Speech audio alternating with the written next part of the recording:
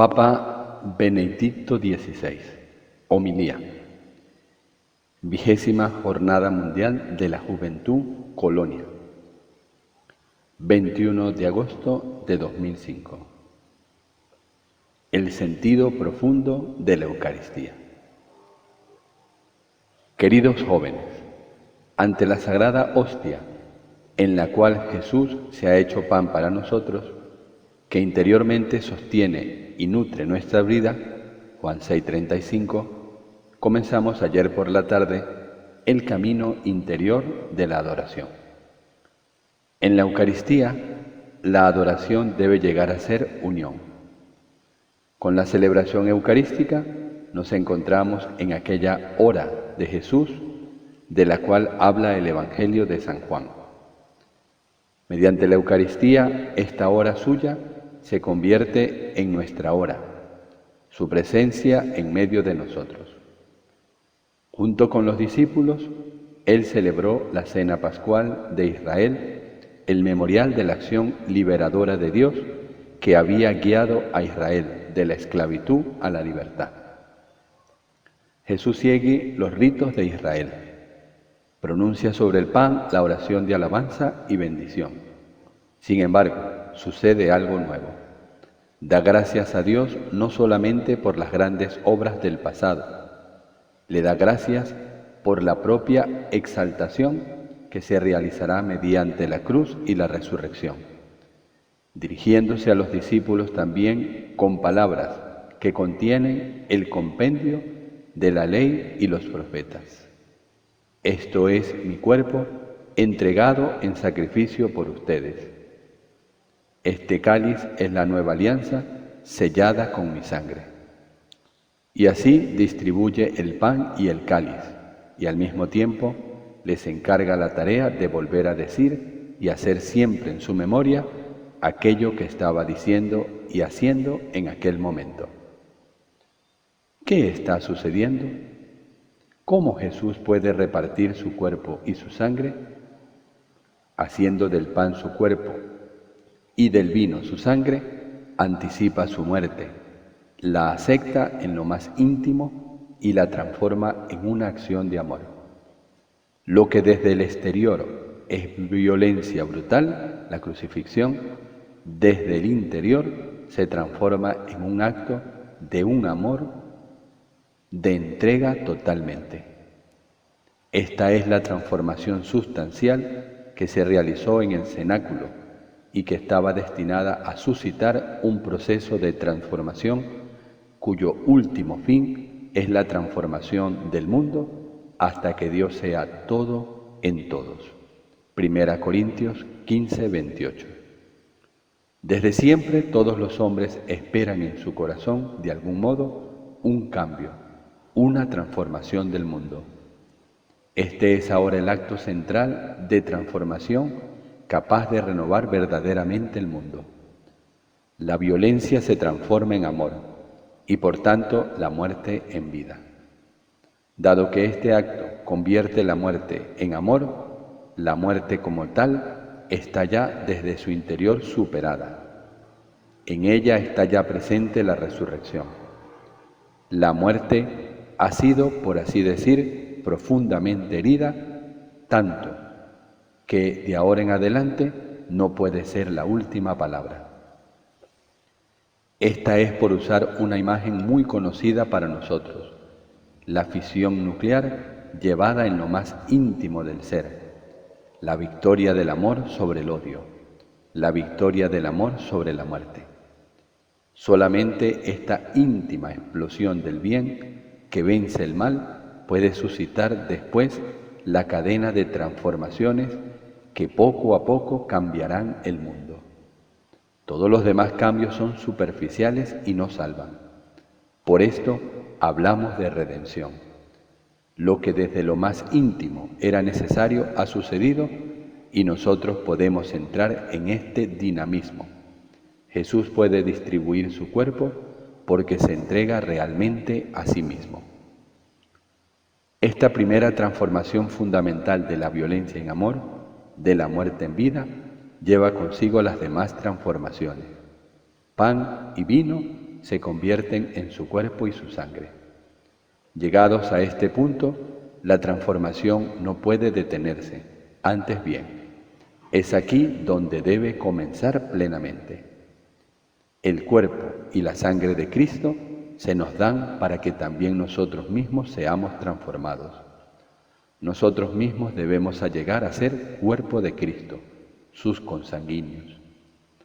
Todos comemos el único pan, y esto significa que entre nosotros llegamos a ser una sola cosa. La adoración, como hemos dicho, llega a ser de este modo unión. Dios no solamente está frente a nosotros como el totalmente otro, está dentro de nosotros y nosotros estamos en Él. Su dinámica nos penetra y desde nosotros quiere propagarse a los demás y extenderse a todo el mundo, para que su amor sea realmente la medida dominante del mundo. Yo encuentro una alusión muy bella a este aspecto, paso que la última cena nos indica que la diferencia acepción de la palabra adoración en griego y en latín. La palabra griega es proskinises, significa el gesto de sumisión, el reconocimiento de Dios como nuestra verdadera medida, cuya norma aceptamos seguir. Significa que la libertad no quiere decir gozar de la vida, considerarse absolutamente autónomo, sino orientarse según la medida de la verdad y del bien para llegar a ser de esta manera nosotros mismos, verdaderos y buenos. Este gesto es necesario aun cuando nuestra ansia de libertad se resiste, en un primer momento, a esta perspectiva. Hacerla completamente nuestra solo será posible en el segundo paso que nos presenta la última cena. La palabra latina para adoración es ad oratio, contacto boca a boca, beso, abrazo y por tanto, en resumen, amor. La sumisión se hace unión, porque aquel al cual nos sometemos es amor. Así, la sumisión adquiere sentido porque no nos impone cosas extrañas, sino que nos libera desde lo más íntimo de nuestro ser. Volvamos de nuevo a la última cena. La novedad que allí se verificó estaba en la nueva profundidad de la antigua oración de bendición de Israel, que ahora se hacía palabra de transformación y nos concedía el poder participar en la hora de Cristo. Jesús no nos ha encargado la tarea de repetir la cena pascual, que por otra parte, en cuanto a aniversario, no es repetible a voluntad. Nos ha dado la tarea de entrar en su hora. Entramos en ella mediante la palabra del poder sagrado de la consagración. Una transformación que se realiza mediante la oración de alabanza que nos sitúa en continuidad con Israel y con toda la historia de la salvación, y al mismo tiempo nos concede la novedad hacia la cual aquella oración tendía por su íntima naturaleza. Esta oración, llamada por la Iglesia plegaria eucarística, hace presente la Eucaristía. Es palabra de poder que transforma los dones de la tierra de modo totalmente nuevo en donación de Dios mismo y que nos compromete en este proceso de transformación. Por eso llamamos a este acontecimiento Eucaristía, que es la traducción de la palabra hebrea beraká, agradecimiento, alabanza, bendición y asimismo transformación a partir del Señor, presencia de su hora. La hora de Jesús es la hora en la cual vence el amor. En otras palabras, es Dios quien ha vencido porque Él es amor. La hora de Jesús quiere llegar a ser nuestra hora y lo será si nosotros, mediante la celebración de la Eucaristía, nos dejamos arrastrar por aquel proceso de transformaciones que el Señor pretende. La Eucaristía debe llegar a ser el centro de nuestra vida.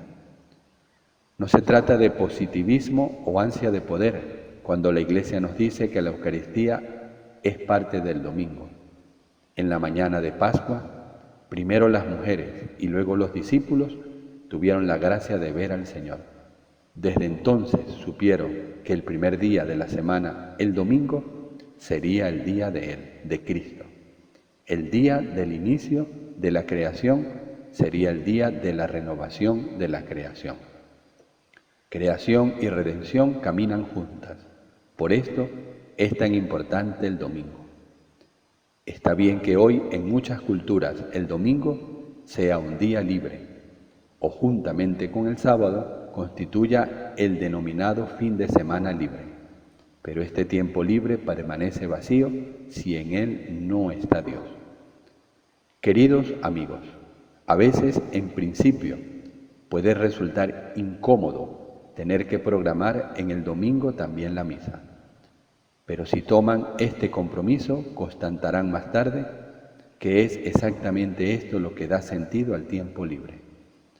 No se dejen disuadir de participar en la Eucaristía dominical y ayuden también a los demás a descubrirla. Ciertamente, para que de esa emane la alegría que necesitamos. Debemos aprender a comprenderla cada vez más profundamente. Debemos aprender a amarla. Comprometámonos a ello, vale la pena. Descubramos la íntima riqueza de la liturgia de la Iglesia y su verdadera grandeza. No somos nosotros los que hacemos fiestas para nosotros, sino que es, en cambio, el mismo Dios viviente el que prepara una fiesta para nosotros. Con el amor a la Eucaristía, redescubrirán también el sacramento de la reconciliación, en el cual la bondad misericordiosa de Dios permite siempre iniciar de nuevo nuestra vida. Cristo ha descubierto a Cristo, debe llegar a otros hacia Él. Una gran alegría no se puede guardar para uno mismo, es necesario transmitirla. En numerosas partes del mundo existe hoy un extraño olvido de Dios. Parece que todo marcha igualmente sin Él. Pero al mismo tiempo existe también un sentido de frustración, de insatisfacción, de todo y de todos. Dan ganas de exclamar, no es posible que la vida sea así. Verdaderamente no. Y de este modo, junto al olvido de Dios, existe como un boom de lo religioso. No quiero desacreditar todo lo que se sitúa en este contexto. Puede darse también la alegría sincera del descubrimiento. Pero a menudo la religión se convierte casi en un producto de consumo. Se escoge aquello que agrada y algunos saben también sacarle provecho. Pero la religión buscada a medida de cada uno, a la postre no nos ayuda. Es cómoda, pero en el momento de crisis nos abandona a nuestra suerte. Ayuden a los hombres a descubrir la verdadera estrella que nos indica el camino, Jesucristo. Tratemos nosotros mismos de conocerlo cada vez mejor para poder guiar también de modo convincente a los demás hacia Él. Por esto es tan importante el amor a la Sagrada Escritura y, en consecuencia, conocer la fe de la Iglesia que nos muestra el sentido de la Escritura. Es el Espíritu Santo el que guía a la Iglesia en su fe creciente y la ha hecho y hace penetrar cada vez más en profundidades de la verdad. Juan 16:13. El Papa San Juan Pablo II nos ha dejado una maravillosa obra en la cual la fe secular se explica sintéticamente, el Catecismo de la Iglesia Católica. Yo mismo recientemente he presentado el compendio de este catecismo, que ha sido elaborado a petición del difunto Papa. Son 2 libros fundamentales que querría recomendarles a todos ustedes. Obviamente, los libros por sí solos no bastan. Construyan comunidades basadas en la fe. En los últimos decenios han nacido movimientos y comunidades en los cuales la fuerza del Evangelio se deja sentir con vivacidad. Busquen la comunión en la fe como compañeros de camino que juntos continúan el itinerario de la gran peregrinación que los primeros nos señalaron, sobre todo los magos de Oriente. La espontaneidad de las nuevas comunidades es importante, pero es asimismo importante conservar la comunión con el Papa y con los obispos. Son ellos los que garantizan que no se están buscando senderos particulares, sino que a su vez se está viviendo en aquella gran familia de Dios que el Señor ha fundado con los 12 apóstoles. Una vez más debo volver a la Eucaristía, porque aún siendo muchos, somos un solo pan y un solo cuerpo, pues todos participamos de un solo pan. Dice San Pablo, 1 Corintios 10:17.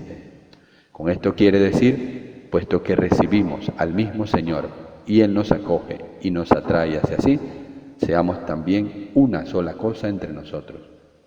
Esto debe manifestarse en la vida, debe mostrarse en la capacidad de perdón, debe manifestarse en la sensibilidad hacia las necesidades de los demás, debe manifestarse en la disponibilidad para compartir, debe manifestarse en el compromiso con el prójimo, tanto con el cercano como el externamente lejano, que sin embargo nos atañe siempre de cerca.